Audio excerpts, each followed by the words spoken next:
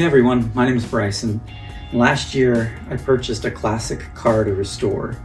And as I've been sharing this process with some of my friends and family, they said, hey, you know what, you should really put this on YouTube. So if people want to follow along, they can. I'm like, I don't know how to do that, but I'll give it a try. So bear with me as we go through the process here. So often the first thing that people ask me when I tell them that I'm restoring a classic car is, oh, well, what car and why? So I figured I'd start out with that. So I've always enjoyed projects, okay? Like working with my hands, doing things, building things, restoring things, projects around the house, you name it. I like doing that type of thing. It's kind of like a stress relief for me, or a way for me to express some creativity, I suppose. In fact, when I was younger, I actually had a 1993 Honda Civic hatchback that I'd fixed up, and it was like Fast and the Furious style, orange, really cool car. So I've always enjoyed cars. And more than that though, I wanted this to be an experience that I could share with my son. So my son's name is Dakota. Him and I have been working on this car for the last little over a year. And I really wanted him to get an appreciation for people who work with their hands, blue collar work, the trades, things like that. Because it's not easy work, but it can be very rewarding, and he does have an engineering mind, and I thought it would be good to give him some experience with that, but also just to spend some time with him, right? So we can build memories together. But I want him to, get his hands dirty, get frustrated when something doesn't work, get really excited when it does, and just have a good experience, so that like when we're all done with the car, he can look at that and say like, I did that, right? And he can look back on this point in his life and just really appreciate the time that we spent together and what he was able to accomplish. So it's something good for him to share with his kids one day, right? So now how I chose the car. So, like I said, I've always liked cars, and I had been wanting to do a restoration project for a long time. I was talking about it with my wife and stuff, and researching, looking online, how do you restore a car, where do you start, things like that. But then I started asking family members like, hey, what was your favorite car growing up? And had quite a bit of variety that came from them. So one person said a 73 Buick Apollo, 65 Plymouth Coronet, 52 Studebaker Starlight Coupe, 56 Studebaker Golden Hawk, 77 Ford Mustang hatchback T-top, 64 Dart convertible, 66 Dodge Dart GT two-door, 70s Camaro, and then 66 Pontiac GTO. So what I did was, I didn't really know what car I wanted to restore. I know I really liked Corvettes, but those are a little out of my league in terms of price and stuff. So I started looking up all those different cars on the different online sites, like Auto Trader and Cars.com and Car Gurus and all those sites.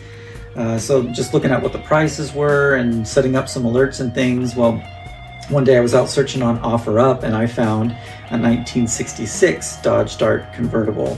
I'm like, well, that's kind of cool. So my grandma's brother, so my great uncle, he's a mechanic, and he also has a Plymouth Valiant drag race car, and his wife has a 64 Dodge Dart convertible. So I'm like, if anybody can tell me whether this car is worth it or not, it's my uncle, right? So I asked him to go with me. We take a look at the car, and my uncle knows these cars inside and out. He's a big Mopar fan through and through, so he knows what to look for with these cars. And so we went to look at it, and afterwards he was like, Bryson, this is a really good place to start if you're wanting to do a project car. The cool thing about this car was that it had a ton of extra parts with it. So it had a rebuilt slant 6 engine. It had a rounded oil pan. The stock oil pan was square, and it was common those oil pans would knock on the K members. So it was a common upgrade to switch them to a rounded oil pan. It had electronic ignition already installed. The rear differential had been upgraded with a 1970s Chrysler rear end that had the larger bolt pattern, the 5-on-4.5 instead of the 5-on-4. It was very common upgrade to do that because you can fit a larger disc brake and a larger drum brake on this setup. So it already had that. and it had all the parts to convert the front to the larger bolt pattern as well, along with the disc brake, the calipers, and things like that. And looking at those kits online, brand new, they're like $1,600, and I was like, ooh, that's a lot of money. It had an upgraded torque converter for the transmission, and it was already calibrated and everything, so that was cool. It had a factory option for the 66 Dodge Dart was to upgrade to some, instead of just the moon caps, some really nice hubcaps, so he had a full set of the 4 hubcaps for it. It had all the parts for factory AC to be installed. The car didn't have it when it was bought, but the previous owner had acquired those parts along the way. And so there was also, they had the original 1966 license plate that was from this car. And I was like, well, this is really cool. So the previous owner, his son-in-law was selling it on his behalf, and they really wanted it to go to a home where the car would be restored. They didn't want to part it out. They got lots of offers of people wanting to buy parts off the car, but at the end of the day, the car would still be sitting there, right? So they wanted the space, they wanted it to go to a good home, they wanted the whole thing to go, and they also had another restoration project that they were working on that they could use the funds for. So they were asking $3,500 for the whole thing, and I'll be honest with you, I have a real hard time spending money.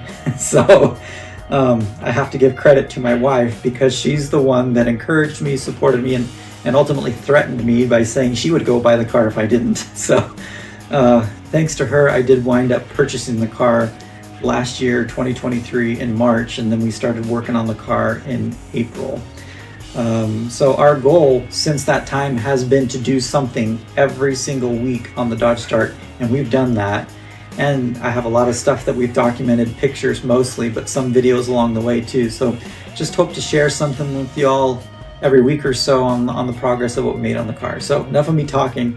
Let's get to a tour of the cart when I bought it and when we started working on it first day in April.